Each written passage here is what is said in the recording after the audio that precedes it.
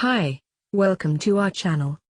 This is the story of poor little Cinderella. Once upon a time, a girl named Cinderella lived with her stepmother and two stepsisters. Poor Cinderella had to work hard all day long so the others could rest. It was she who had to wake up each morning when it was still dark and cold to start the fire. It was she who cooked the meals. It was she who kept the fire going. The poor girl could not stay clean, from all the ashes and cinders by the fire. What a mess! Her two stepsisters laughed. And that is why they called her Cinderella. One day, big news came to town. The king and queen were going to have a ball. It was time for the prince to find a bride. All of the young ladies in the land were invited to come. They were wild with joy. They would wear their most beautiful gown and fix their hair extra nice. Maybe the prince would like them. At Cinderella's house, she now had extra work to do. She had to make two brand new gowns for her stepsisters. "Faster!" shouted one stepsister. "You call that a dress?" screamed the other. "Oh, dear," said Cinderella. "When can I?" The stepmother marched into the room. "When can you what?" "Well," said the girl, "when will I have time to make my own dress for the ball?" "You?" yelled the stepmother. "Who said you were going to the ball?" "What a laugh!" said one stepsister. "Such a mess." They pointed at Cinderella. All of them laughed. Cinderella said to herself, "When they look at me, maybe they see a mess. But I am not that way. And if I could, I would go to the ball." Soon the time came for the stepmother and stepsisters to leave for the big party. Their fine carriage came to the door. The stepmother and stepsisters hopped inside. And they were off. "Goodbye," said Cinderella. "Have a good time." But her stepmother and stepsisters did not turn around to see her. "Ah, me," said Cinderella sadly. The carriage rode down the street. She said aloud, "I wish I could go to the ball too." Then, poof! All of a sudden, in front of her was a fairy. "You called?" said the fairy. "Did I?" said Cinderella. "Who are you?" "I am your fairy godmother. I know your wish. And I have come to grant it." "But," said Cinderella, "my wish is impossible."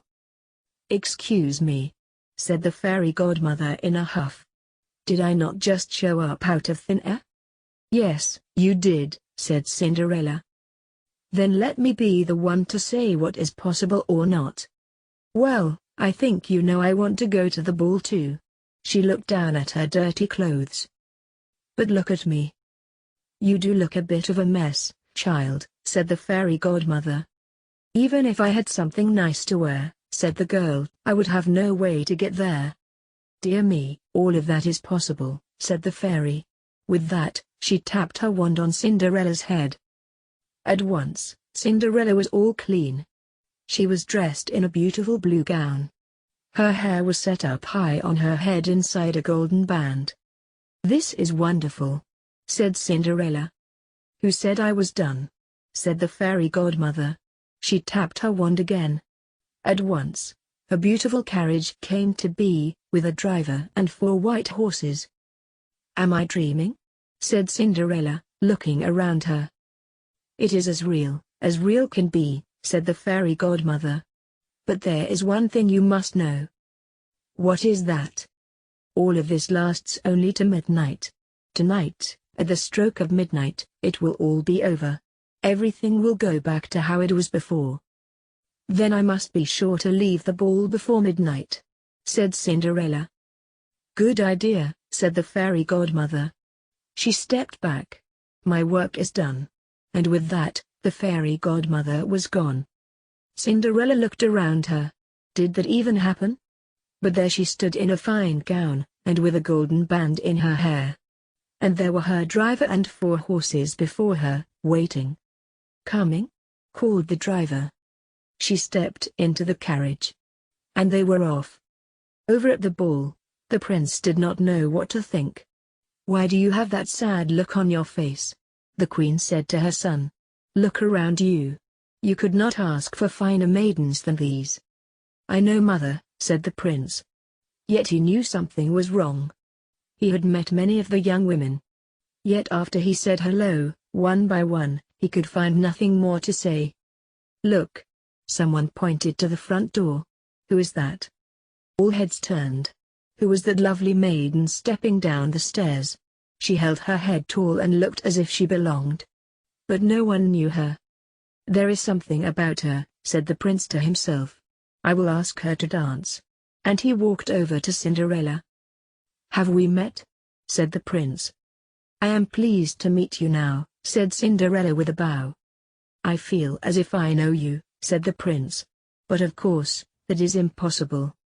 Many things are possible, said Cinderella, if you wish them to be true.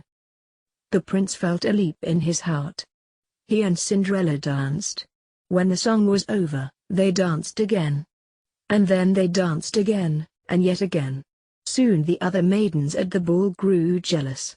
Why is he dancing all the time with her? They said. How rude. But all the prince could see was Cinderella. They laughed and talked, and they danced some more. In fact, they danced for so long that Cinderella did not see the clock. Dong! Said the clock. Cinderella looked up. Dong! Went the clock again. She looked up again. Oh, my! She cried out. It is almost midnight. Dong! Rung the clock. Why does that matter? Said the prince. Dong! Called the clock. I must go, said Cinderella. Dong!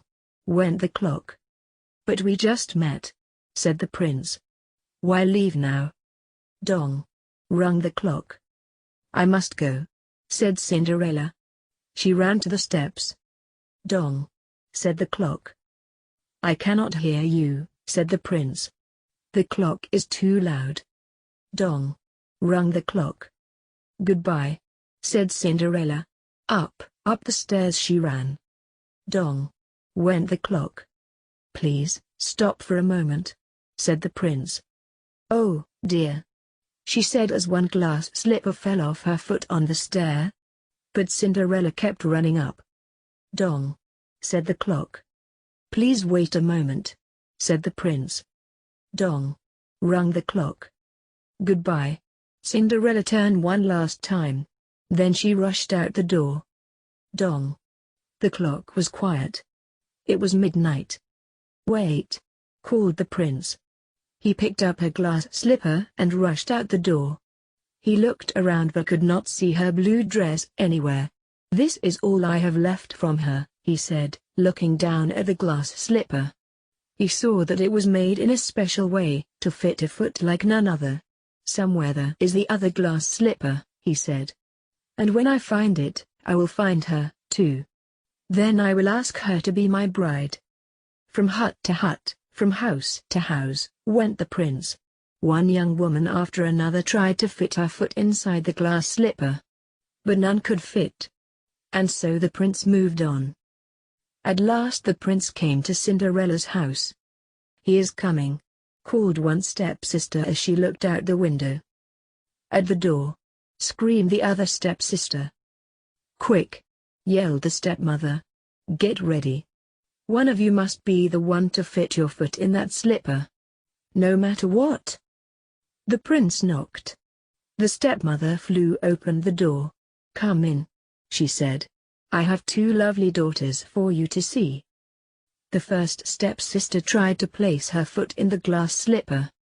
She tried hard, but it just would not fit. Then the second stepsister tried to fit her foot inside. She tried and tried with all her might too. But no dice. Are there no other young women in the house? Said the prince. None, said the stepmother. Then I must go, said the prince. Maybe there is one more, said Cinderella, stepping into the room. I thought you said there were no other young women here, said the prince. None who matter, said the stepmother in a hiss. Come here, said the prince. Cinderella stepped up to him. The prince got down on one knee and tried the glass slipper on her foot. It fit perfectly. Then, From her pocket Cinderella took out something. It was the other glass slipper. "I knew it!" he cried. "You are the one." "What?" shouted a stepsister. "Not her!" screamed the other stepsister.